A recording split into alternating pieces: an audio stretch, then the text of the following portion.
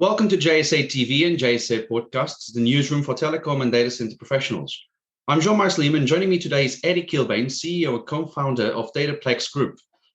Eddie, thank you so much for joining us. How have you been in the last 18 months? I know you're in a hotel, you're traveling, which is quite a rarity nowadays. I know it's a very, very large rarity these days. So I mean, like everybody else, working from home and extremely busy because clearly the market is very buoyant at the moment. Everybody looking for more and more data center space. So we've been extremely busy looking for new locations, working with clients and customers to try and see what their next move is and try and work with them to address those their demand and their growth plans that they've got. Clearly, it's allowed the market and the clients to look internally what they need and where they want to go and what really the data center is going to look like now over the next 10 years. So lots of talk about sustainability, lots of talk about reducing our carbon footprint, and they're things that we as a very agile company are able to work with them to achieve. So we're looking at doing that. So yeah. So good, it's good. Very positive during that very negative period, I should say. Yes, yeah. Oh, there's always a silver lining. I mean, everything in life, thankfully. Yeah. I don't think I've ever had the opportunity of saying I've tested negative, so that's great. So how can we do with a COVID test? So yeah. No, well, it's a weekly thing now. I did mine yesterday, so it's still negative. Yeah. But I mean, you mentioned what the data center is going to look like in 10 years' time. What will the data center of 2031 look like? And what are the construction challenges that come with it? Well, I think for us all, I mean, we've got to look at just in terms of how we're going to power the data centers. What backup power we're going to have. So you're going to see a lot more gas turbines going into that gas generation going up the site, whether it's permanent in terms of because of the lack of grid capability across Europe at the moment, or whether it's just temporary backup. We're going to see a lot more gas turbines connected as opposed to the original diesel fuel. As you see more and more green hydrogen coming through, that's going to wash through with not just the generating plants, but our own on-site temporary generating plants. So we're working with clients for that. We're working also in terms of looking at higher density racks and servers. So we've got a program working with a manufacturer and the design team in Ireland on-chip cooling. So they're working with server manufacturers about deploying on-chip cooling pads internally. My own design team, then they're looking at a hydrant system inside the data hall, retrofitting existing space to bring those there. So the client doesn't have to strip out the whole of their infrastructure. They can replace additional infrastructure with on-chip cooling type pipework, etc., and then still maintain their cool systems, their airflow systems, because it has to be a combination of both. You're not going to just get everything being addressed with on-chip cooling. So you need to have some airflow as well. So it's that combination. So we've been working on that. So they're the sort of things we see. Densities are certainly going up. In the last 4 years, we've seen them rise from 6 kilowatts to 8. Now we're at 10. And we're seeing 16s now becoming quite normal. So as those densities rise, we've got to find better, more efficient systems to actually remove that heat from the data center. So heat exchangers, very close to the source of the heat, so you can start using that heat. And it's still a bit grainy how hot that's going to be, but at least it can, it can feed into a glass house or be part of a community heat system or whatever. It can add to it, or within the building itself. So it's not going to replace a whole heating systems, not at this stage, but certainly, it may be in 20 years' time where we see densities at 30 and 40. You may even have, greater heat source that you can do something with. So there's some of the footprints that we're taking at the moment, the steps that we're taking at the moment, so that we can move forward and show that we're still innovating in terms of trying to reduce the footprint that we create. As a company, our focus is always on existing buildings. So we like brownfield sites, we like existing sheds that can be repurposed, or we like old data centers that we can strip out and we can put in a new, fully compliant, fully operational facility. But it's already a data center, so it's already got that footprint of on the planning consent. It's already got power there, so we've got to increase the power capacity of the site, and that could be a mix of on-site generation as well as utility grid. So as a company, that's our sort of focus, and that's where we're working with existing data center operators to see how we can take their assets. And for them as well, then they can go back internally and say that their governance in terms of handing that over to the next owner or occupier is such that it's reducing their business in terms of the carbon footprint, because a lot of these buildings have been demolished in the past. Well, that's only adding to the overall unsustainability of the planet.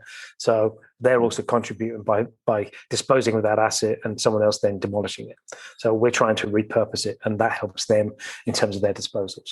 So it's a win-win for everybody, and for the clients, it means that we can deliver product quicker to the market. We're looking at the third, the second, the top, the low end of the second tier market, and the third tier markets is where we're looking at. We're looking at those next edge locations that customers are going to need, the 5 to 20 megawatt type footprints, always with growth potential, but they're the sort of solutions. Other things we're working with people who are doing waste to energy plants to try and locate close to them so we can do behind the wire connections. Again, sustainable energy, sustainable footprints. And really it is all about that. That is the biggest driver we've seen under COVID. That's the focus, because it's allowed people to sit back and say, this has caught us all unawares, but if we need to move forward, what do we need to do? And if you look at some of the big hyperscale statements that have been made about the fact that they'd all like to be carbon neutral at 2025, 2030, and you see how many wind farms and solar plants they're buying and investing in, they're going to achieve those aims by just having their own sources of power generation. We can't do that. We're not a big enough industry to do that, a company to do that. So we've got to look at then, how do we also help them and work with them then to do other things? And that's really our driver. And we have a good team. We've new group of very seasoned professionals who've now joined the business, and that's helping me because it's bringing new ideas and new experiences into the company. So it's a huge asset. Okay, so there's quite a lot of follow-ups there. Picking up maybe on the hyperscalers building their own renewable energy plants, compared to our industry, that we probably don't have the means to do it, or certainly most companies around the world don't have the means to do it. Do you see that ever changing? Because we've seen a lot of green bonds being done in the last few months, in the last 2 years. Is our industry going to focus more on just getting energy from the grids, or we will get into actually building our own solar, wind farms? Well, I mean, okay, so having just pure solar and wind and those types of renewable energies, it's great, but it doesn't stabilize the grid. So you're still going to need some sort of generation that's going to create the frequency the network needs to stabilize it. So I think it's going to be a combination. I think green energy gas coming through hydrogen, I think that's going to help. I think we're going to see more forms of more sustainable gas production, which will then help those generating plants. And what I do see is that the hyperscalers are so cash rich, they don't mind spending money on things that are very far out there to do that. Certainly what we've seen from my experience in Ireland is that Amazon, Facebook, Google, they've all bought wind farms in their own name. So not just buying the capacity on it, but buying the ownership as well, so that they own that and they'll have the right for that use then for the in perpetual. They're the sort of investments those guys are making. And if you think about where they've come from just offering originally software services and then online services to owning their own data centers, most of those companies now are the largest owners of fiber in the world. So why do we not think that they won't then also invest in grid or in other energy sources to make sure that their business isn't interrupted and is stable? And some of the things we're seeing across Europe at the moment,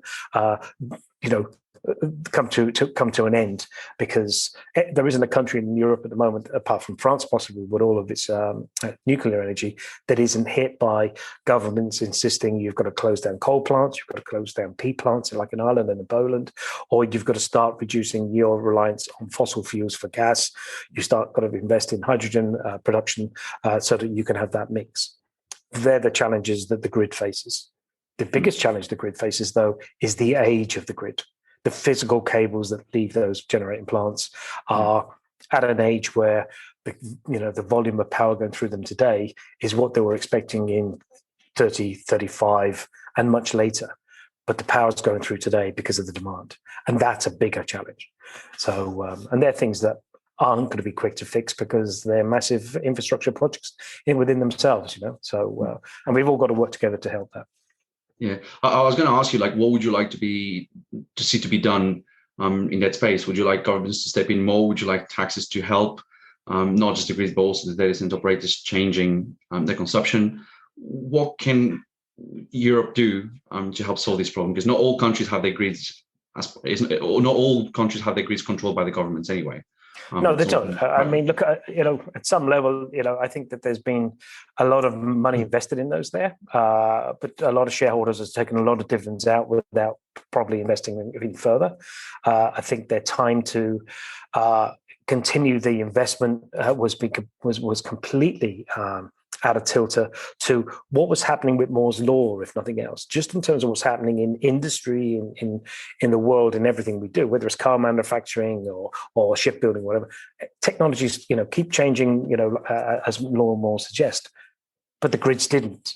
They sat and they didn't look for accelerated programs or accelerated times to replace. They didn't look at ways of burying the cables so they lasted longer. They didn't do things that were simple at the time. And governments and industry and people paid a lot of taxes back then to do it. And I think that those investments need to be looked at again and either taken off them or redistributed or new investment put into there. But I don't think the common people can pay additional taxes, and certainly it's not the data centers business to pay additional taxes because we're paying for the base load then for those generating plants to stay up. Okay. Mm. But nobody's invested in the grid because they've taken all the money and they've used it in other things. So I think there's got to be a bit of a reckoning, and I think people have got to bury their heads in the sand that it isn't the data centers' responsibilities to start building micro energy plants and providing island power for their own buildings or alternative power for the grid itself. That's not their job. That's generating plants and the national grids themselves. So, and I say that because of the recent CRU documentation or consultative process that was in Ireland recently. The same is going to happen in England, and the same is going to happen in Germany, just because of the demand that's being put on there. So there is going to be challenges. In the UK last year, we seen in 2019 we seen the first brownouts. A brownout when a power station or a substation up in Newcastle got hit, and that's something so something fundamentally went wrong with the grid, and they're the things that worry industry and worry everybody, that it couldn't have been recovered. So, the grid in itself has to look into its own business and find out what the situation is. I wouldn't suggest for a minute that it's the hyperscalers' role to go and invest in those grids. But will they or can they? I'm not sure, Cool. Eddie, if people want to learn more about Dataplex and what you do and hear your next wave of news stories coming out, where could they go? So we have our website, clearly, dataplexgroup.com. And, those who know me in the industry can find me on LinkedIn. I'm always happy to share, happy to give people my opinion and share our experiences, and also to give some advice as well when people are sort of, are challenged in terms of what to do next. So happy to help. The industry is great. There's some really lovely people around, always good people to give you good, solid advice. In Ireland, we've been blessed with people like Horace Mortel and Brendan Gagan, as well as Colin himself, who gives great advice. And in the UK, we got the likes of Matt Pullen and Andrew Jay and Duncan Clubb.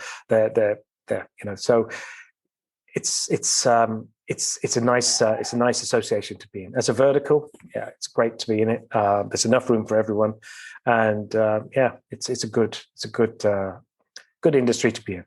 It is indeed a great industry to be in, and we all fell into it almost by mistake. I'll say exactly. 9 out of 10. Exactly. I haven't met a single person that has chosen the industry. No. Eddie Kilbane, CEO of Dataplex, thank you so much for talking to us. And thank you, our viewers, for tuning into JSA TV and JSA podcasts. And don't forget to check our social channels for more content. Until next time, happy networking.